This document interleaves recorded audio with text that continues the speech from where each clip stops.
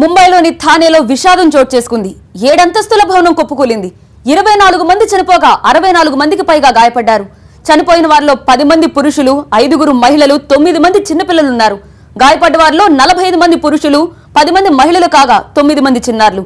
గాయపడ్డ వారిని సమీపంలోని థానే ప్రభుత్వాసుపత్రికి, కళ్యాణ్లోని శివాజీ హాస్పిటల్కి తరలించారు.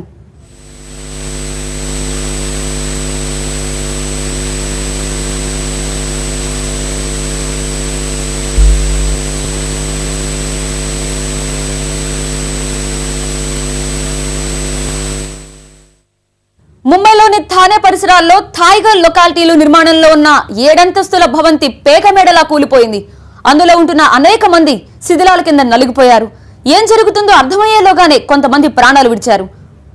3 క్షణాల్లో ఈ దుర్ఘటన జరిగిందన్నారు స్థానికులు.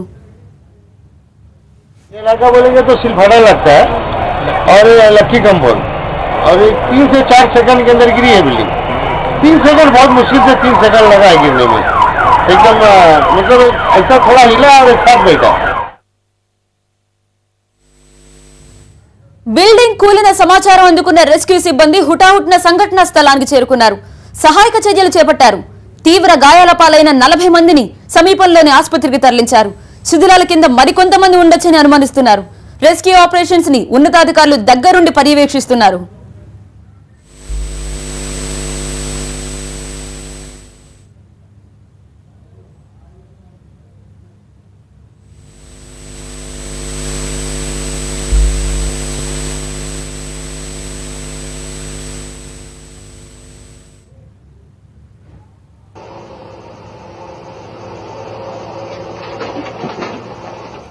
ఈ దుర్ఘటనతో స్థానికంగా విషాద ఛాయలు అలుముకున్నాయి.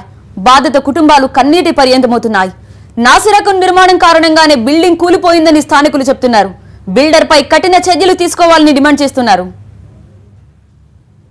అటు ఈ బిల్డింగ్ నిర్మాణానికి ఎలాంటి అనుమతులు తీసుకోలేదని ఉన్నతాధికారులు చెప్తున్నారు.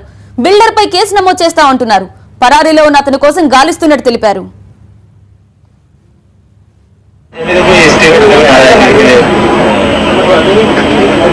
में अभी तक कौन कहाँ पे है, क्या है, कोई पता नहीं चला. 7 मंजिला बिल्डिंग थी. आप पता लगा कि 8वीं तक और उसमें बनाने का काम चल रहा था.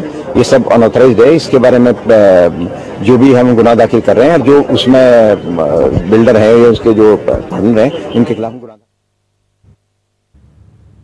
కోలిన భవంతి మొత్తం 7 అంతస్తులు కాగా అందులో 4 అంతస్తుల్లో ఫ్లాట్ల నిర్మాణం గతంలోనే పూర్తయింది. వాటిలో అనేక మంది కుటుంబాలు నివాసం ఉంటున్నాయి. మిగతా 3 అంతస్తుల్లో నిర్మాణ పనులు కొనసాగుతుండగానే ఈ దుర్ఘటన జరిగింది. మా ప్రతినిధి మహాత్మా దీనిపై మరింత సమాచారం అందించడానికి సిద్ధంగా ఉన్నారు. మహాత్మా, 7 అంతస్తుల భవనం 3 క్షణాల్లో కూలిపోయిందంటే అక్కడే తెలిసిపోతుంది ఆ బిల్డింగ్ కి సంబంధించి నిర్మాణం పటిష్టత ఏ స్థాయిలో ఉందనేది.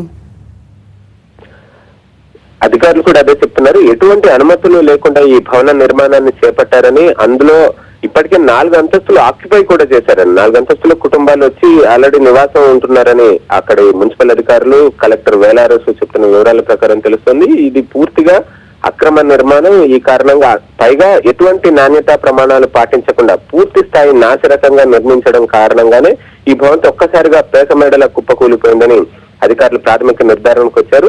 ఆ బిల్డర్ మీద చర్య తీసుకోవడానికి కేసులు ఇప్పటికే నమోదు చేశామని, బిల్డర్ ని అరెస్ట్ చేస్తామని కూడా అధికారులు చెప్తున్నారు. దానికంటే ముందు ఈ సహాయ కార్యక్రమాల మీద దృష్టి సారించారు. ఎందుకంటే ఇప్పటికీ శిథిలాల కింద ఇంకా చాలా మంది ఉండొచ్చు అన్న అనుమానాలు వ్యక్తమవుతున్నాయి.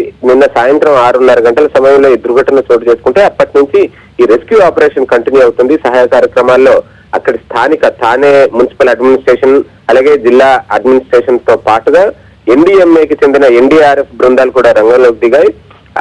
ఈ సహాయ బృందాలన్నీ ఇప్పటికీ 24 మంది మృతదేహాలని బయటకు వెలికి తీశారు. దాదాపు 64 మంది గాయపడ్డ వారిని హాస్పిటల్కి తరలించారు. 24 అంబులెన్స్లు సంఘటనా స్థలంలో ఉండి గాయపడ్డ వారిని వరుసగా తీసుకుని హాస్పిటల్స్ కి వెళ్తున్నాయి.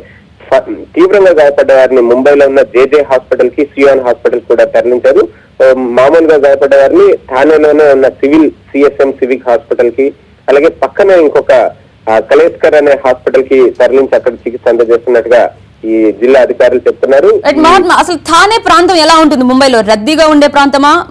ఈ బిల్డింగ్ ఈ ప్రమాదంతో మిగతా బిల్డర్స్ కూడా ఏమైనా అలర్ట్ అయ్యారా? మిగతా బిల్డింగ్ పరిస్థితి కూడా అధికారులు అంచనా వేస్తున్నారా?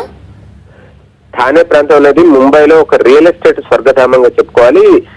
పరిపాలనా పరంగా చూసుకుంటే థానే మున్సిపల్ అడ్మినిస్ట్రేషన్ వేరుగా ఉంటుంది. ముంబై నగరంతో కలిసి ఉండనప్పటికీ అది ముంబై నగర శివారు ప్రాంతంగానే పరిగణించాల్సి ఉంటుంది. ఎందుకంటే ముంబై నగరం ఓవైపు సముద్రం ఉంటుంది, అటువైపు ఎక్స్పాండ్ కావడానికి అవకాశం లేదు. కాబట్టి ఇటు థానే, కళ్యాణ్ ఇటువైపుగానే ఎక్స్పాండ్ అవుతూ వస్తుంది. ఈ కొత్తగా నిర్మాణంలో ఉండే ప్రాంతం థానే అన్నది రీసెంట్లీ డెవలప్ అవుతున్న ఒక టౌన్షిప్ గా మనం చెప్పుకోవాలి. అటువంటి ప్రాంతంలో అనేక రియల్ ఎస్టేట్ వెంచర్లు రోజుకొకటి పుట్టుకొస్తూనే ఉన్నాయి. ఇందులో అక్రమ కట్టడాలు కూడా చాలా పెద్ద స్థాయిలోనే ఉంటున్నాయి. ఇందులో అధికారుల నిర్లక్ష్యాన్ని కూడా మనం చెప్పుకోవాలి. 7 అంతస్తుల భవంతి నిర్మాణం చేపట్టే వరకు కూడా అధికారులు ఎవరు గమనించలేదు. అది ఒక్కసారిగా కుప్పకూలిపోయాక వచ్చి మీడియా ముందు స్టేట్మెంట్లు మాత్రం ఇస్తున్నారు. ఇక అనుమతులు లేకుండా తీసుకున్న కట్టడం అని, మరి అనుమతులు లేకుండా 7 అంతస్తుల నిర్మాణం చేపట్టినప్పుడు ఇంతకాలం అధికారులు ఏం చేశారన్నది కూడా మనం ప్రశ్నించుకోవాల్సి ఉంది. Thank you Mahatma. అప్డేట్స్ కోసం మరొకసారి మీ వద్దకు వస్తాం. ఇది ముంబైలోని థానేలో 7 అంతస్తుల భవనం కూలిన ఘటనపై మా ప్రతినిధి అందించిన సమాచారం.